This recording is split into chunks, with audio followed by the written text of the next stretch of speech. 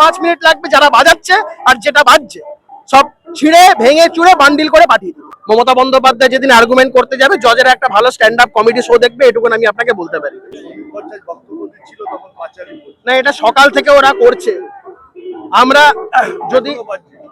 আমরা যদি আমাদের কার্যকর্তাদের নিয়ন্ত্রণ না করি, আমরা নিয়ন্ত্রণ করছি, আমরা সহনশীলতা দেখাচ্ছি, এটাকে যেন দুর্বলতা কেউ না ভাবে।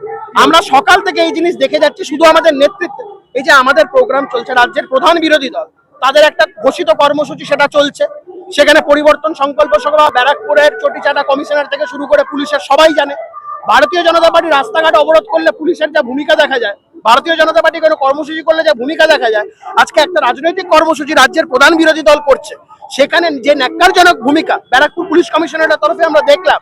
আমরা যদি এই যে কনস্ট্যান্ট প্রোগ্রাম চলছে আমাদের ওখানে পাশে, তাদের কি ঢপের পাঁচালি আছে চলছে, আমরা বলছি এর পাল্টাটা যদি আমরা দেওয়া শুরু করি, আমাদের তো 5 মিনিট লাগবে তারটার এখান থেকে ছেড়ে দিতে, কিন্তু আমরা সহনশীলতা ধৈর্যের পরীক্ষা দিচ্ছি, এটাকে যেন কেউ দুর্বলতা না ভাবে। আগামী দিন এই জিনিস করলে আমরা বলছি ওরা যে ভাষায় বোঝে সেই ভাষাতে আমরা উত্তর দেবো। শুধুমাত্র আমরা চুপ আছি, রাজ্য সভাপতি শ্রমিক ভট্টাচার্য আমাদের নির্দেশ দিয়েছে এর বিরুদ্ধে এজিটেটেড না হতে, নাহলে 5 মিনিট লাগবে, যারা বাজাচ্ছে আর যেটা বাজছে সব ছিঁড়ে ভেঙে চুড়ে বান্ডিল করে পাঠিয়ে দিবে। দেখা গেল যে যখন পাঁচালে যাচ্ছিল সেই সময় আপনাদের কিছু লোক সেখানে গেল, পুলিশ তাদের ধাক্কা মারল। দেখুন, আমাদের যে আজকে সংখ্যায় যে লোকজন ছিল, পুলিশ ধাক্কা মারার মতন অবস্থায় ছিল না, আমরাই ধাক্কা মারার মতন অবস্থায় আছি। কিন্তু ভারতীয় জনতা পার্টি শিষ্টাচারে বিশ্বাস করে, ভারতীয় জনতা পার্টি ডিসিপ্লিনে বিশ্বাস করে, তাই জন্য সেসব কিছু হচ্ছে না। আর কয়েক বছরের ব্যাপার, তারপরে তৃণমূল কংগ্রেস বুঝতে পারবে তারা they will be paid back by their own coin. Bharat माता की জয়।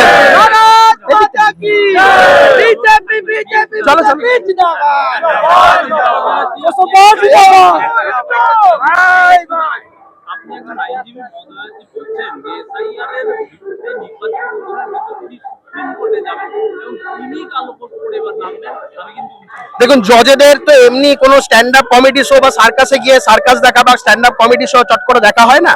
মমতা বন্দ্যোপাধ্যায় যেদিন আর্গুমেন্ট করতে যাবে জজের একটা ভালো স্ট্যান্ড আপ কমেডি শো দেখবে, এটুকুন আমি আপনাকে বলতে পারি। এর আগেও মহুয়া মৈত্র চ্যালেঞ্জ করেছিলেন এই এসআইআর এর প্রসেসকে বিহারের ইলেকশনের সময়, সুপ্রিম কোর্ট উড়িয়ে দিয়েছে। এবারে ওই ডেরেক ওব্রায়ানকে বলিকা বাকড়া বানিয়ে একটা পিটিশনার বানিয়েছে, সেই পিটিশনারের হয়ে নাকি আর্গিউ করবে কি মমতা বন্দ্যোপাধ্যায়।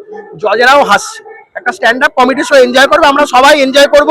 সুপ্রিম কোর্টের রেজিস্ট্রির কাছে আমার আবেদন যে এই গোটা প্রসিডিংটা যেন সারা ভারতবর্ষের মানুষের জন্য লাইভ স্ট্রিম করা হয়। আর বুড়িগঙ্গার যে সেতু এটা 4 বছরের মধ্যে তিনি করে দেবেন, আরো যা কিছু এগুলো চলছে মাইকে আপনি শুনতে পাচ্ছেন, এই এত উন্নয়ন নিয়ে আপনারা তার উনি যা করার যা বলার 2026-এর পরে বিরোধী নেত্রী হিসাবে বলবেন, কারণ আর কয়েক মাস পরে এমনিও উনার করার কিছু থাকবে না, কদিন পরে মডেল কোড অফ কন্ডাক্ট লাগু হয়ে যাবে। মানুষ উনার মিথ্যা শুনে শুনে ক্লান্ত, তাই এসব ঢপের পাঁচালি মানুষ শুনতে ইন্টারেস্টেড নয়। আর শেষ প্রশ্ন, এসআইআর এর যে গাফিলতিগুলো হচ্ছে কোনো কোথাও কোনো গাফিলতি হচ্ছে না, মৃত ভোটার লিস্টে থাকবে না, এটা কোন শুভবুদ্ধি সম্পন্ন মানুষ চায় না বলুন তো? অনুপ্রবেশকারী ভোটার লিস্টে থাকবে না, এটা কোন শুভবুদ্ধি সম্পন্ন মানুষ চায় না বলুন তো? Double entry triple entry voter লিস্টে থাকবে না, এটা কোন শুভবুদ্ধি সম্পন্ন মানুষ চায় না বলুন তো? যারা চাইছে তারা কি আদৌ শুভবুদ্ধি সম্পন্ন? এই প্রশ্ন বাংলার মানুষের কাছে আমরা করছি। দেখুন, এটা শতকরার হিসাবে সমস্ত কিছুতে হিউম্যান এরার বলে একটা বিষয় আছে। যদি এখন 5 লক্ষের মধ্যে একজন যদি মানুষ বেরোয় বা 50 লক্ষের মধ্যে যদি 5 জন বেরোয়, সেটা কি exception? whether exception can be cited as an example?